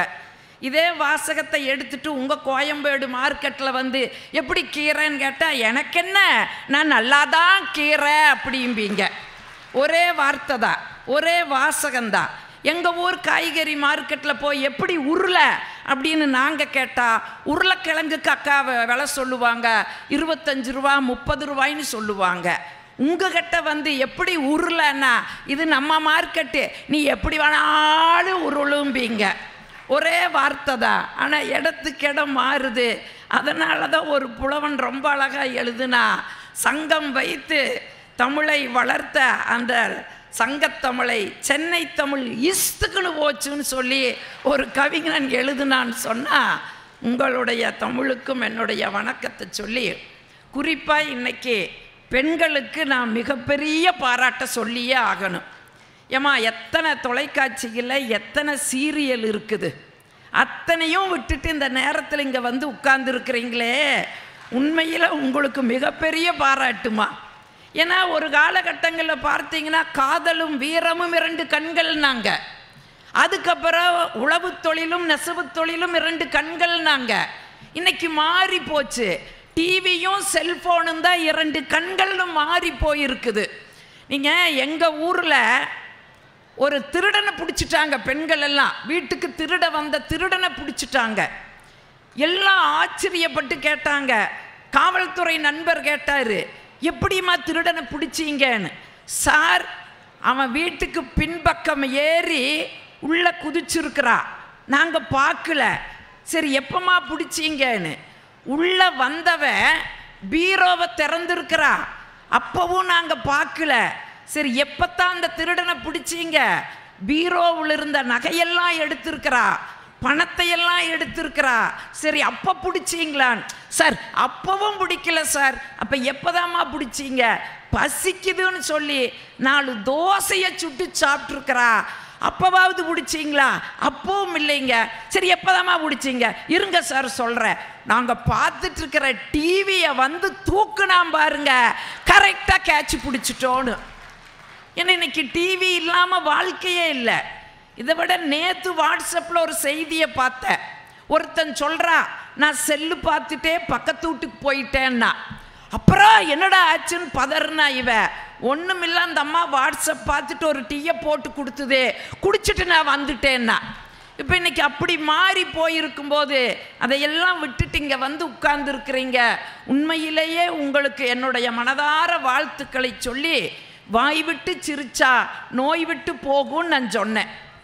இதை ஒரு கூட்டத்தில் போய் நான் சொன்னேன், வாய் விட்டு சிரித்தால் நோய் விட்டு போகும்னு. ஒரு பெரியவர் சொன்னார், அம்மணி நீ சொல்கிறது 100க்கு 100 உண்மைதான்னாரு. எப்படிங்க ஐயான்னு கேட்டேன். வீட்டில் போய் வாய் விட்டு சிரிச்ச, என் மனைவி என்னை விட்டுட்டு போயிட்டான்னாரு. அதுக்கு நான் பொறுப்பில்லை, பொதுவாக சொல்கிற, நல்ல மனதார சிரிச்சு பாருங்க. அப்படி சிரிப்பில் என்ன இருக்குது? இப்போ நம்முடைய சகோதரர் ரொம்ப அழகாக சொன்னார், வாழ்வியலை எப்படி அணுகணும், எப்படியெல்லாம் அதையை நம்ம அனுபவிக்கணும்னு சொன்னார். ஏன் சிரிக்கணும் அப்படின்னு சொல்கிறேன்னா, நல்லா வாய் விட்டு சிரிச்சோன்னு வைங்க, நம்முடைய உடம்பில் இருக்கிற தசைகள் எல்லாம் சுருங்கி விரியுமா. அப்படி சுருங்கி விரிஞ்சா மாரடைப்பே வராதுன்னு விஞ்ஞானம் சொல்லுது. நம்ம ஆளுக்கு பாரடைப்புனாலே மாரடைப்பு வரும், அது வேற கதை. ஆனால் நல்லா வாய் விட்டு சிரிச்சோம்னா தசைகள் சுருங்கி விரியுமாமா, அப்போ மாரடைப்பு வராதுன்னு நமக்கு சொல்கிறாங்கன்னா, நீங்கள் யோசிச்சு பாருங்க. நம்ம அப்படி தினம் சிரிக்கிறோமா? தினம் அப்படி சிரிக்கிறோமா?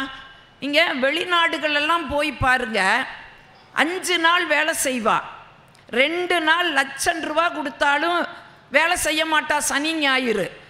ஏன்? அவனுக்கு ஒரு அந்த மன அழுத்தத்தை போக்குறக்கு, ஒரு ரிலாக்ஸ் பண்ணுறக்கு ஒரு இடம் வேணும். வெளிநாடுகளில் நிறைய இடங்கள் இருக்குது. அதில் லாஃபிங் கிளப் அப்படின்னு ஒரு இடம் இருக்கா. அங்கே போய் $700 $800 கொடுத்துட்டு தனி ஒரு மனுஷனாக உட்காந்து கெக்க புக்கேன்னு சிரிச்சிட்டு வர்றாங்க வெளிநாட்டில். ஆனால் நம்ம நாட்டில் தான் வாழ்க்கையோடு மகிழ்ச்சி இருக்குது. இது தெரியாமல் நம்ம இருக்கிறோம். இங்கே எனக்கு கல்யாணமான புதுசில் எங்கள் அப்பா வந்து சீர்சனத்தையாக அவருக்கு எதுவும் தர்றக்கு வசதி இல்லை. அதனால் இந்த TVS 50 அது அப்போ தான் ஃபேமஸ்ஸு, செகண்ட்ஸில் வாங்கி கொடுத்தாரு. அது செகண்ட்ஸில் வாங்கி கொடுத்தாரு. அது போகிற அளவு பார்த்திங்கன்னா ஒரு 20-25க்கு மேலே போகவே போகாது.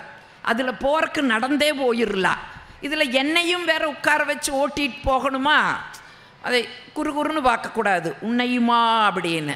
இப்போதான் இப்படி இருக்கிற, அப்போல்லாம் நான் சிம்ரன் மாதிரி சிக்குன்னு தான் இருந்தேன். ஒரு நம்பிக்கை தாங்க வாழ்க்கை. அதனால் சிக்குன்னு தான் இருந்தேன். என்னையும் உட்கார வச்சு ஓட்டிகிட்டு போகணும். குக்கிராமம் எங்களுடைய ஊர். வண்டித்தடம், இந்த மாதிரி தாரோடெல்லாம் கிடையாது, வண்டித்தடம். அந்த வண்டித்தடத்தில் போகும்போது 10 எருமை மாடு குறுக்க மேய்ஞ்சிட்டு இருந்தது. என் வீட்டில் அவர் கேட்டார், ஏன்னா அவருக்கு கோபம் எங்கள் அப்பா மேலே. செகண்ட்ஸில் TVS 50 வாங்கி கொடுத்துருக்குறாரேன்னு அவருக்கு ஒரு கோபம்.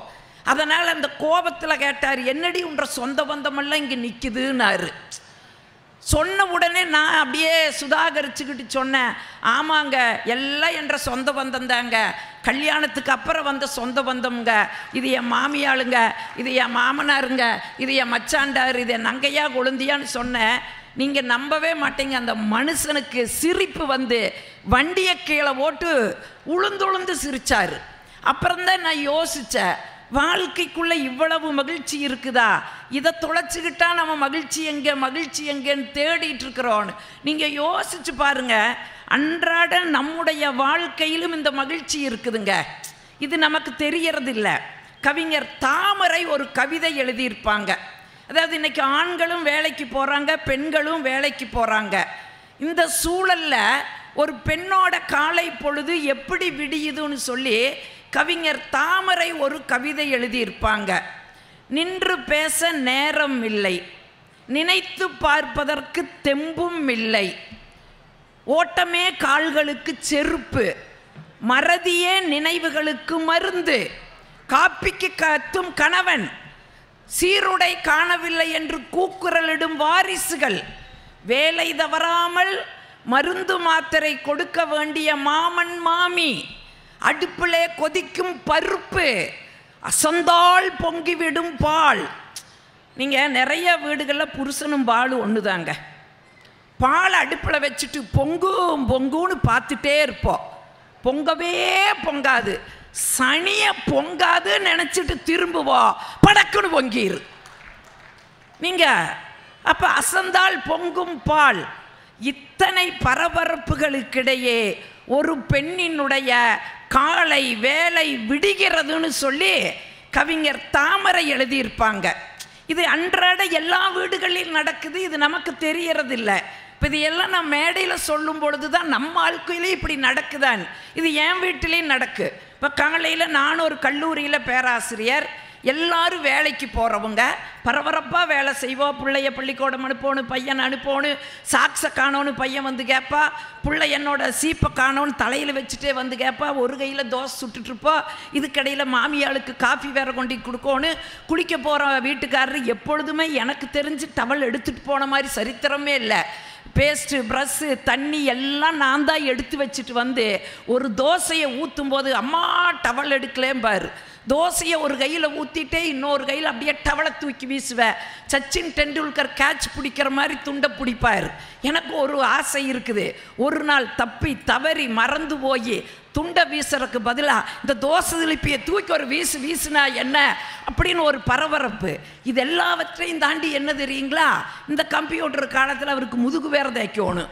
போய் அது முதுகையும் பரபரப்பாக தோசை ஊற்றிட்டு தேய்க்கல பெரிய அப்படியே நிற்பார். வேட்டை கருப்பராயஞ்சாமி ஏட்ட கையில் அருவாள் மட்டும்தான் இல்லை, பெரிய வைரமுத்து. இவர் கவிதை பேசுவார்.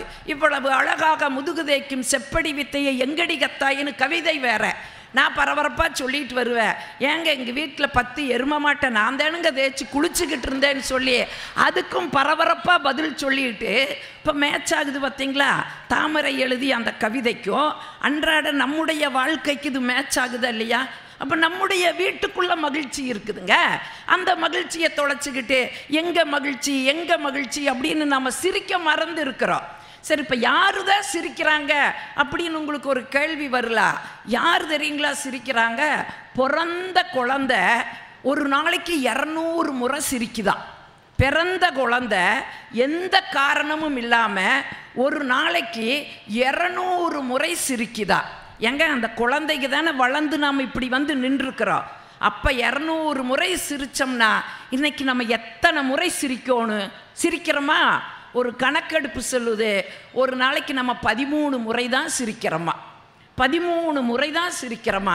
சரி, மற்ற நேரங்களில் என்ன பண்ணுறோன்னா, சகோதரர் கோபிநாத் சொன்ன மாதிரி எதையோ மனசுக்குள்ளே போட்டு அழுத்தி அதை பெரிய விஸ்வரூபம் எடுக்க வைக்கிறோமே ஒழிய அந்த மனுஷன் நம்ம லேசாக வச்சுக்கிறோமாங்கிறதாங்க கேள்வி. ஏன் ஒருத்தர் தூங்கிட்டு இருக்கும்போது அவன் ஒரு கனவு கண்டா. என்ன கனவுனா, பூனையை முழுங்குற மாதிரி ஒரு கனவு. படக்குன்னு கண்ணை முழிச்சுட்டா. கண்ணை முழிச்சவனுக்கு வயிறு ஏதோ கடமுடா பண்ணுச்சு. ஐயோ நம்ம பூனையை முழுங்கிட்ட மாட்டிருக்குதுன்ட்டு நேராக டாக்டர்கிட்ட ஓடுனா. டாக்டர் நான் பூனையை முழுங்கிட்டனாட்டிருக்குதுங்க டாக்டர், கொஞ்சம் ஸ்கேன் பண்ணுங்க. அவர் ஸ்கேன் எல்லாம் பண்ணார்.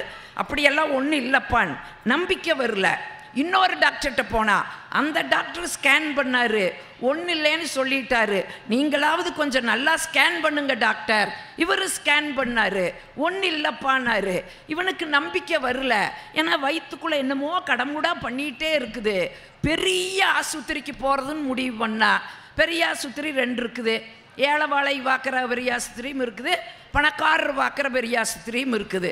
இவன் பணக்காரர் பார்க்குற பெரிய ஆஸ்பத்திரிக்கு போய் டாக்டர் எங்கள் ஊரில் 2 டாக்டர் ஸ்கேன் பண்ணாங்க, ஒன்றும் இல்லைன்னு சொல்லிட்டாங்க, நீங்களாவது கொஞ்சம் நல்லா பரிசோதனை பண்ணுங்க. சரி, அவர் பார்த்தாரு, ஸ்கேன் பண்ணார். ஸ்கேனில் ஒன்றுமே இல்லை. ஆனால் அவர் ஒரு டெக்னிக் வச்சார். ஒரு பேனாவை எடுத்தார், அவன் வயிற்றில் அப்படியே பூனை ஒன்று அவர் வரைஞ்சிட்டு ஆமாண்டா உன்ற வயிற்றுக்குள்ளே பூனை இருக்குதுன்னு. உடனே அவன் கேட்டா, டாக்டர் எங்கள் ஊரில் 2 டாக்டர் ஸ்கேன் பண்ணி பூனை இல்லைனாங்க, உங்களுக்கு எப்படி கிடச்சிதுன்னா? அவர் சொன்னார், டே அவங்களாம் லைட்டை ஆஃப் பண்ணிட்டு எடுத்தாங்க, பூனை ஓடி போய் ஒளிஞ்சிடுச்சு, நான் லைட்டை போட்டுட்டு ஸ்கேன் பண்ணினேன், பூனை சிக்கிடுதுடா, அடுத்த வாரம் வாடா எடுத்து விட்றேன்னு. உடனே நர்ஸ் வந்து கேட்டுச்சு, என்ன டாக்டர் சம்பாதிக்கிறக்கு 1000 வழி இருக்குது, இதெல்லாம் ஒரு வழியான்? அட போமா, அவன் மனசுக்குள்ள பூனையை முழுங்கின எண்ணத்தை விதைச்சிக்கிட்டு இருக்கிறா. முதல்ல அந்த எண்ணத்திலிருந்து அவனை வெளியில் கொண்டு வருவா, அப்புறம் அவனுக்கெல்லாம் சொல்லுவ, நீ ஒன்று பண்ணு, அடுத்த வாரம் ஒரு பூனையை பிடிச்சி வச்சுக்கோனார். சரின்னு இந்த அம்மா பூனையை பிடிச்சி வச்சிடுது. அடுத்த வாரம் வந்தா, டேய் ஆப்ரேஷன் எல்லாம் பண்ண மாட்டேன், உன்னை உட்கார வச்சு தலையில் நங்குன்னு கொட்டுவேன், நீ எவ்வளவு தூரம் உன்னால் சத்தம் போட்டு கத்த முடியுமோ அவ்வளவு தூரம் வாயை திறந்து கத்து, பூனை வெளியே வந்துருன்னார். அதே மாதிரி உட்கார வச்சார். நல்ல பலம் கொண்ட அளவுக்கு அப்படியே கையை எடுத்தார், தலையில் நச்சுன்னு ஓங்கி ஒரு கொட்டினார். அவன் ஐயோ அம்மா அப்படின்னு வாயை திறந்தா. இந்த அம்மா குறுக்க பூனை விட்டுச்சு, பூனை ஓடிச்சு. இப்போ இவர் சொன்னார், டேய் இங்கே பார், பூனை எடுத்தாச்சு, உன் பிரச்சனையெல்லாம் தீந்துச்சு போடான்னாரு. ஓன்னு உட்காந்து அழுக ஆரம்பிச்சிட்டா. ஏண்டா அழுகிற? அதான் உன் பிரச்சனையெல்லாம் தீந்துதல்லன்னு. உடனே அவன் சொன்னான், டாக்டர் முழுங்கும் போது கருப்பு பூனையா இருந்தது டாக்டர், ஓடும்போது வெள்ளை பூனையா ஓடுது டாக்டர், அது வயிற்றுக்குள்ளே போய் குடித்தனம் பண்ணி குட்டி போட்டிருக்குது டாக்டர்னா. இப்போ இவனை எப்படி நம்ம வெளியில் கொண்டு வர முடியும்? இவனை சிரினா சிரிப்பானா? ஒரு நாளைக்கு 13 முறையும் கூட சிரிக்க மாட்டான். ஏன்னா மனசுக்குள்ளே எதையோ ஒன்றை போட்டு அழுத்திட்டு இருந்தோம்னா சிரிப்பு எப்படிங்க வரும்? அதனால தான் நீங்கள் ஒன்றும் வேண்டாம், ஒரு ஆற்றுல ஒரு மலரையோ இலையையோ எடுத்து போடுங்க, அந்த ஆறு எங்கெல்லாம் போகுதோ அங்கெல்லாம் அந்த இலையும் பூக்களும் பயணப்பட்டுட்டே இருக்குது. அதுக்கு பதிலாக ஒரு கல் எடுத்து அந்த போடுங்க அந்த ஆற்றுக்குள்ளே, அது போய் ஜம்முன்னு கீழே உட்காந்துக்கிட்டு இடம் விட்டு நகராமையே உட்காந்துருக்கு. இது மாதிரி தாங்க மனசில் நம்ம எதாச்சும் போட்டு அழுத்தினோம்னா அது எப்படி அந்த கல் போய் கீழே உட்காந்துருக்குதோ அதே மாதிரி உட்காந்துருக்கு. நீங்கள் மனசுக்குள்ளே அந்த இலை மாதிரி லகுவாக வச்சிங்கன்னா நம்முடைய வாழ்க்கை பல நூற்றாண்டுகளை நோக்கி பயணப்பட்டுட்டு இருக்குங்க. இந்த வித்தைகளை நாம் தெரிஞ்சிட்டா போது. ஆனால் இதை நம்ம தெரிஞ்சுக்கிறோமா? எவ்வளவு மகிழ்ச்சி இருக்குது. நீங்கள் ஒரு காலகட்டமெல்லாம் பாருங்கள், வீடு நமக்கு வாழ்க்கையை கற்றுக் கொடுத்துச்சு.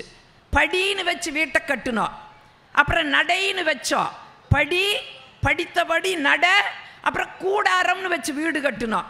அந்த கூடாரத்துக்குள்ளே நம்ம எல்லாரும் கூடி இருந்தோம், அக்கா தங்கச்சி அண்ணன் தம்பி நங்கையா குழந்தையா அம்மா அப்பா, அந்த உறவுகளோடு இணைஞ்சிருந்தோம், பேசினோம், சிரிச்சோம், மகிழ்ந்தோம். விட்டு கொடுக்கறதுனா என்ன, பிரிதல்னு என்ன, புரிதல், இதெல்லாம் பாடமாக கற்றுட்டோம்.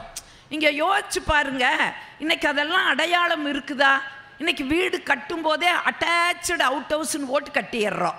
எதெல்லாம் அட்டாச்சில் இருக்கணுமோ அதையெல்லாம் கொண்டு அவுட் ஹவுஸில் வச்சிட்றோம், எதெல்லாம் அவுட்டரில் இருக்கணுமோ அதையெல்லாம் அட்டாச்சுக்குள்ளே கொண்டு வந்துட்டோம். கழிவறையும் குளியலறையும் அவுட்டரில் இருக்கணும், அதை கொண்டு வந்து அட்டாச்சுக்குள்ளே வச்சுட்டோம். பெரியவங்க நம்ம கூட அட்டாச்சில் இருக்கணும், அவங்கள கொண்டு போய் அவுட் ஹவுஸில் வச்சுக்கிட்டோம். ஒரு 30-35 வருஷத்துக்கு முன்னோக்கி, என் வயது ஒத்தவங்களுக்கெல்லாம் தெரியும், கொஞ்சம் முன்னோக்கி பாருங்க, அன்னைக்கெல்லாம் கல்யாணமானால் தனி படுக்கையறையினே கிடையாதுங்க. எனக்கெல்லாம் அப்படி கிடையவே கிடையாது. ஒரு திரை போடுவாங்க, அவ்வளவுதான். நைட்டில் பேச முடியாது, பகலில் பார்க்க முடியாது. ஒரு நாள் எங்கள் வீட்டில் அந்த கோஷ்டி பூரா பக்கத்து ஊருக்கு பொங்க வைக்க போயிடுச்சு. நான் மட்டும்தான் இருந்தேன். இவர் வந்தார், எல்லாரும் எங்கே போனாங்கன்னு கேட்டார். நான் சொன்னேன் பக்கத்தூருக்கு பொங்க வைக்க போயிருக்கிறாங்கன்னு. வீட்டில் என்ன இருக்குதுன்னு கேட்டார். ஓடி போய் பார்த்தா பழைய சோறு இருந்துச்சு. பழைய சோறு தாங்க இருக்குதுன்னு. சரி எடுத்து போட்டு கொண்டுட்டு வான்னாரு. போய் எடுத்து போட்டு 10 எருமை மாடு கறக்குது, கட்டித்தயிரை எடுத்து ஊற்றி எடுத்துட்டு அன்னைக்கெல்லாம் கொல்லப்புறம்னு ஒன்று இருந்துச்சு. இன்னைக்கு அந்த அடையாளங்கள் எல்லாம் காணாமல் போயிடுச்சு. இன்னைக்கு இருக்கிற தலைமுறைக்கு அந்த எச்சங்களே கிடையாது. அப்போ எடுத்துட்டு போய் நான் பிசைஞ்சு கொடுக்க, அவர் சாப்பிட, நான் கொடுக்க, அவர் சாப்பிட, போன கோஷ்டி திரும்பி வர, நான் எதுவுமே நடக்காத மாதிரி கொண்டு வந்து பாத்திரம் பண்டத்தை வச்சுட்டு அங்கே நிற்க, வந்த என் மாமியா நேராக வீட்டுக்குள்ளே போய் லபோ லபோ லபோன்னு கத்துச்சு. தெரியுண்டி எனக்கு இப்படியெல்லாம் நடக்குன்னு தெரியுண்டி. ஆடு மாடுகளுக்கு ஆட்டி வச்சிருந்த பருத்தி கொட்டை புண்ணாக்க எந்த ஆடு மாடோ வந்து தின்னுட்டு போயிருக்குது, அது தெரியாமல் இருக்கிறையான்னு கேட்கோ. அப்புறம்தான் நான் பார்த்தேன்னா பழைய சோறுன்னு எடுத்தனில்ல, அது ஆட்டி வச்ச பருத்தி கொட்டை ஊற வச்ச புண்ணாக்கு.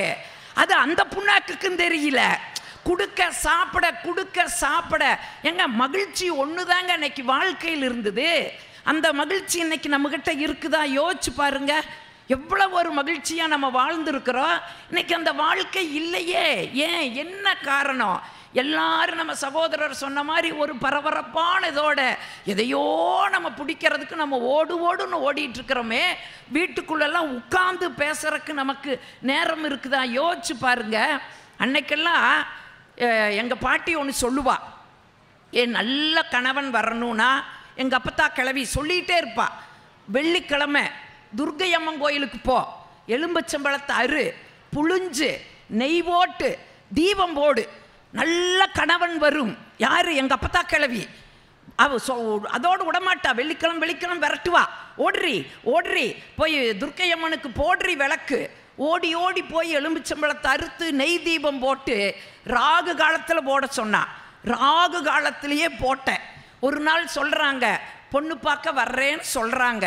சொல்லும்போது மனசுக்குள்ள ஒரு பயம் இருந்தாலும் ஒரு ஆசை. அந்த ஆணழகன், அந்த பேரழகன், அந்த பௌர்ணமி நிலா எப்படி இருக்கு ஏன்னா எல்லாருக்கும் ஒரு ஏக்கம் இருக்கும் இல்லை? கோபிநாத் சொன்ன மாதிரி எனக்கும் அந்த ஏக்கம். உடனே அந்த கூட்டமாக வர்றாங்க. பட்டாளமாக வந்ததில் எது மாப்பிள்ளைன்னு தெரியல. எங்கள் அப்பத்தா டப்பத்தா இதில் எது என் மாப்பிள்ளை? எங்கள் அப்பத்தா காமிச்சது அங்கே வேற ஒன்று பப்பரக்கான்னு உட்கார்ந்து இருக்குது வேறு, அதுதான் உன் மாப்பிள்ளை. நிமிந்து பார்க்க முடியல. ஏன்? அச்சம், மடம், நாணம், பயர்ப்பு. அப்படியே ஓரக்கண்ணால் பார்த்தா இதயத்துக்குள்ளே ஒரு இடி விழுகுது. அது பௌர்ணமி நிலாவாக இருக்குன்னு நினச்ச 13 அம்மாவாசையை வடிகட்டுனா ஒரு கலரு. ஐயோ அப்பத்தா, இந்த கருவாயனை நான் கட்ட மாட்டேன் அப்பத்தா. ஏன்னா 4 எழுத்து படிச்சிருக்கிறோம் இல்லை, கட்ட மாட்டேன் அப்பத்தா. ஏன் அப்பத்தா சொல்கிறா? உங்கள் அப்பா கௌரவமாக பொழைச்சிருக்கிறா. சபையில் அவனுக்குன்னு ஏதாச்சும் ஒரு தலைகுனிவை ஏற்படுத்தினீ ஆற்றி தலைய அவளே தலை பிடிச்சி ஆட்டி விட்டுட்டா. பொண்ணு சம்மதிச்சாச்சு. கல்யாணம் முடிஞ்சுதுங்க. அங்கே போனால் அதை விட பேரிடி காத்துட்ருக்குது. இன்னைக்கெல்லாம் தான் நம்ம சொத்துக்கு சொத்து, நிலத்துக்கு நிலம், வீட்டுக்கு வீடு தான் பார்க்குறோம். அன்னைக்கெல்லாம் பரம்பரைக்குன்னு ஒரு பேர் இருக்குது. அந்த பரம்பரையை வச்சு தான் பொண்ணு கொடுப்பாங்க. என் பரம்பரை என்ன பரம்பரை தெரியுமா? புளியடிச்சு பொழைச்ச பரம்பரை. நாங்கள் என்ன நினச்சோம், இதுக்கு துப்பாக்கி எடுத்துகிட்டு போய் காட்டில் வேட்டையாடி பொழைச்ச பரம்பரைன்னு நினச்சோம். இது அங்கே போனவருக்கு தான் தெரிஞ்சுது, இதுக்கு அங்கெல்லாம் போய் வேட்டையாடல. ரோட்டோரத்தில் இருக்கிற புறம்போக்கு புளிய மரத்துலலாம் புளியங்காய் அடித்து பழைச்ச பரம்பரை. அப்பத்தா பொய் சொல்லிட்டாங்க அப்பத்தா. எங்க அப்பத்தா சொல்கிறா, 1000 பொய் சொல்லி கல்யாணம் பண்ணுன்னு சொன்னாங்க. அவங்க ஒரு பொய் தானே சொன்னாங்க, போ முடிக்கிட்டுட்டா. இதை விட என்ன கொடுமை தெரியுங்களா? தூங்கும்போது 1.5 HP மோட்ரு ஓடுற சத்தம், கொரட்ட சத்தம், தூக்கமே வராது. ஐயோ அந்த வீட்டுக்கு போக மாட்டேன்னு அப்பத்தா, கொரட்டை போடுறாரு அப்பத்தா. எங்க அப்பத்தா இடிச்சு மறுபடியும் போ, அந்த வீடு அவங்க தான் உனக்கு தெய்வம், அந்த வீடு தான் கோயில், லாபமோ நஷ்டமோ போ, அனுசரித்து போ அப்படின்னு அனுப்பிச்சு விட்றதுக்கு ஒரு அப்பத்தா கிழவி அன்னைக்கு வீட்டில் இருந்தா. இன்னைக்கு வீட்டில் அப்பத்தா கிழவி இருக்கிறாளா? ஒன்று ஞாபகம் வச்சுக்குங்க, வீட்டில் ஒரு பாட்டி இருக்கிறான்னு சொன்னால் ஒரு மருத்துவமனையே அந்த வீட்டில் இருக்குதுன்னு அர்த்தங்க. ஒரு பல்கலைக்கு அதே மாதிரி ஒரு இப்போ தாத்தா வீட்டில் இருந்தாருன்னா ஒரு பல்கலைக்கழகம் அந்த வீட்டில் இருக்குதுன்னு அர்த்தங்க. இன்னைக்கு எத்தனைய நம்ம இழந்துட்டுருக்கிற யோசிச்சு பாருங்க. இன்னைக்கு வாழ்க்கை எப்படி மாறி போயிருக்குது. ஒன்றும் இல்லை, 6 மாதத்துக்கு முன்னே என் மாப்பிள்ளை எனக்கு ஒரு மெசேஜ் அடிக்கிறாரு, அத்தை உங்கள் ப்ராடக்ட் ஒழுங்காகவே வேலை செய்வதில்லை. யார்? என் மகா. நான் பார்த்தேன், இது ஏதோ கோக்குமா காகுதேடா சாமின்ட்டு நான் ஒரு மெசேஜ் அடிச்சுட்டேன், மாப்பிள்ளை அந்த ப்ராடக்டை உங்களுக்கு சேல் பண்ணி பல வருஷம் ஆயிடுச்சு, வாரண்டி பீரியடும் தீர்ந்து போச்சு, அந்த ப்ராடக்ட் ஒழுங்காக வேலை செய்யலினா இந்த கம்பெனி பொறுப்பேற்காது அப்படின்னு. நான் ஏங்க யோசிச்சு பாருங்க, எல்லாமே ஒருவருக்கொருவர் தம்பி சொன்ன மாதிரி அந்த விட்டு கொடுத்து போகிறதுல தாங்க வாழ்க்கை ஜெயிச்சுக்கிட்டு இருக்குது. இன்னைக்கு அந்த மாதிரி சூழல்கள் எப்படி மாறி போயிருக்குது. இந்த மகிழ்ச்சியெல்லாம் நமக்கு எங்கே? கடையில் வாங்குகிற பொருளா, காசுக்கு கிடைக்கிற பொருளா, எல்லாம் நமக்குள்ளே இருக்குதுங்க. கொஞ்சம் ஒரு ரசனையாக பார்த்தோன்னு வைங்க, அது மகிழ்ச்சிங்க. இங்கே ஒன்றும் இல்லை, ஆண்கள் இருக்கிறீங்க, நான் ஒரு டிப்ஸ் சொல்லிடுறேன். பொதுவாக என் வீட்டுக்காரருக்கெல்லாம் கோபம் எப்போ வரும் தெரியுங்களா? சாப்பாட்டில் ஏதாச்சும் முடி இருந்தால் பயங்கர கோபம் வந்துடும். என்னது முடியெல்லாம் போட்டு ஆக்கி வச்சிருக்கிற, நீயே திண்டுதோலை அப்படின்னு கோவிப்பார். அதனால் எப்பவுமே அவருக்கு நான் சொல்கிற டிப்ஸு தான் உங்களுக்கும் சொல்கிறேன். ஒரு சமயம் ஏன்னா நாங்கள் வெள்ளிக்கிழமை ஆயில் பாத் எடுத்து எங்கேயோ தப்பி தவறி ஒன்று வந்து விழுந்துடுச்சுன்னா கோவிக்காதீங்க சகோதரர்களே, அப்படியே அதை கையில் எடுங்க, அந்த முடியை கையில் வச்சுட்டு அன்பு மனைவியை அருகில் கூப்பிடுங்க, வாம்மா வாம்மா, இந்த முடி இலையில் இருந்தாலும் அழகு, உன் தலையில் இருந்தாலும் அழகு அப்படின்னு ஒரு கவிதையை வாசிங்க சார். அடுத்த நாள் இருந்து அந்த அம்மா இலக்கணம் சுத்தமாக செய்யுமா இல்லையான்னு பாருங்க. அதை விட்டுட்டு என்ன இளவு முடியெல்லாம் போட்டு ஆக்கி இருக்கிறீங்கன்னா அந்த அம்மா சொல்லு, ஏங்க தினம் நீங்கள் தாங்க கேட்டுகிட்டே இருக்கிறீங்க, லைஃப்பில் ஒரு சேஞ்ச் வேணும், ஒரு லைஃப்பில் சேஞ்ச் வேணும்னு, ஒரு சேஞ்சுக்கு தான் இதை போட்டு ஆக்குனேன்னு பதில் வரும். அதை நாம் எப்படி அணுகிறோமோ அந்த அணுகிற விதங்களில் தாங்க நமக்கு இந்த மாதிரி திரும்பி வரும். ஒன்று ஞாபகம் வச்சுக்குங்க, நாம் எதை கொடுக்குறோமோ அதுதாங்க நம்மளுக்கு திரும்பி வரும். அதைத்தான் அவர் ரொம்ப அழகாக சொன்னார், எதை நம்ம கொடுக்குறோமோ அதுதான் நமக்கு திரும்பி வரும். இந்த சந்தேகம் யாருக்கு வந்ததுன்னா, அக்பர் பீர்பால் கதை நீங்கள் கேட்டிருப்பீங்க நிறையா. ஒரு நாள் அக்பர் பீர்பால் கிட்ட கேட்குறாரு, என்ன பீர்பால், என்னமோ எதை கொடுக்குறோமோ அது உடனே திருப்பி கிடைக்கும்னு சொல்கிறாங்க, உண்மையானு? ஆமாங்க அரசேன்னாரு. உண்மையா? கரெக்டாக சொல்லுங்க, எதை கொடுக்குறோமோ அதுதான் திருப்பி கிடைக்குமான்னு? கிடைக்குங்க அரசே, அதுதான் கிடைக்கும். பேச பேசவே என்ன பண்ணிட்டாரு அக்பர், பீர்பால் கன்னத்தில் பலார்னு ஒரு அறை விட்டுட்டாரு.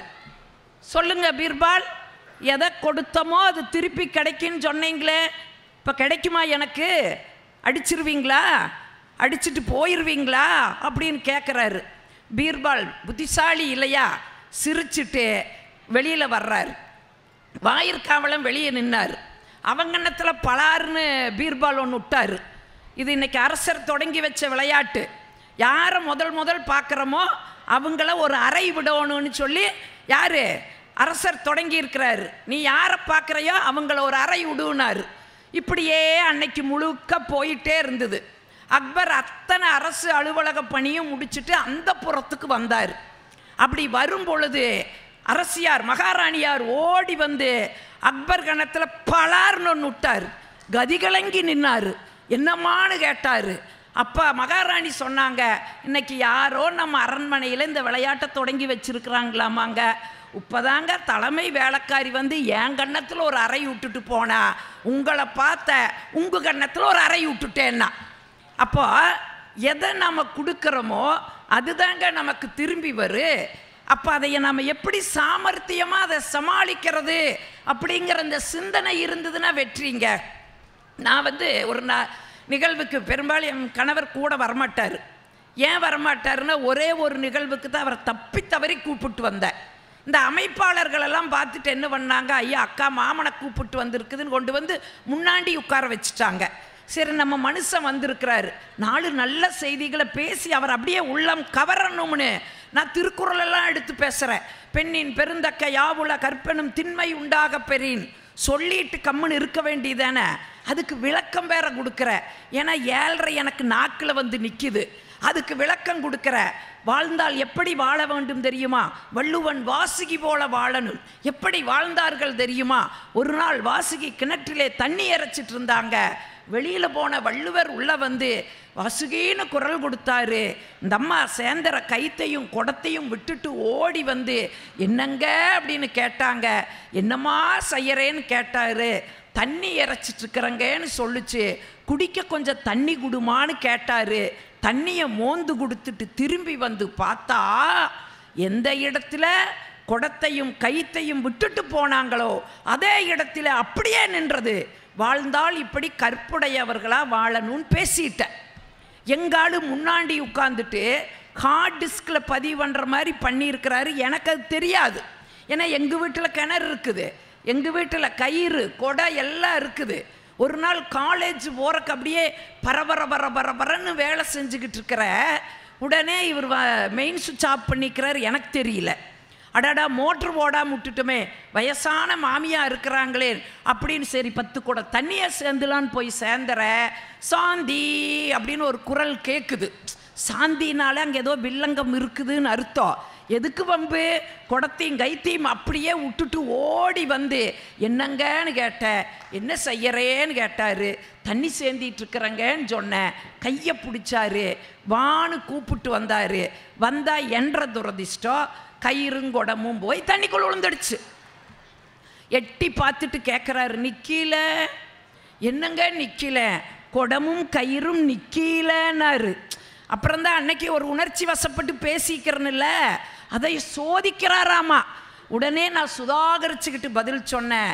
ஏங்க தண்ணி சேர்ந்துறவன் மட்டும் வாசுகியாக இருந்தால் போதாதுங்க, கூப்பிடுறவரும் வள்ளுவராக இருக்கணுங்கன்னு சொல்லிட்டு திருவள்ளூர் ஓடி வர்றேன்னு சொன்னா. இந்த சுதாகரிப்பு இருந்ததுன்னு வைங்க, இது எல்லாம் நமக்குள்ளதான் இருக்குது. இப்போ நான் சொல்லும்போது இது உங்களுக்கு நகைச்சுவையாக தெரியுது. உங்கள் வாழ்க்கையிலையும் இந்த மாதிரி நிகழ்வுகள் நடக்கும். ஆனால் அவர் சொன்ன மாதிரி நம்ம அந்த இறுகன மனத்தோடைய அதையெல்லாம் அணுகணும்னா இது நகைச்சுவை அப்படிங்கிறதும் கூட நமக்கு தெரியாதுங்க. நீங்கள் எந்த சூழலிலும் முடிந்தவரை மகிழ்ச்சியாக வச்சு பாருங்க. இந்த தகவல் உங்களுக்கு பிடிச்சிருந்தா லைக் பண்ணுங்க, உங்க ஃப்ரெண்ட்ஸுக்கு ஷேர் பண்ணுங்க, மறக்காம எங்க சேனலுக்கு சப்ஸ்கிரைப் பண்ணுங்க.